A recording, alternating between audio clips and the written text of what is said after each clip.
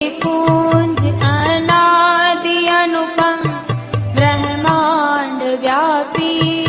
आलोक करता, दारिद्र दुख भय से मुक्त कर दो,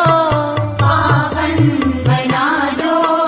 हे देव सविता, पावन बना दो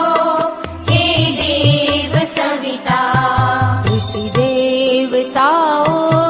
से नित्य पूजी, हे भर्ग भव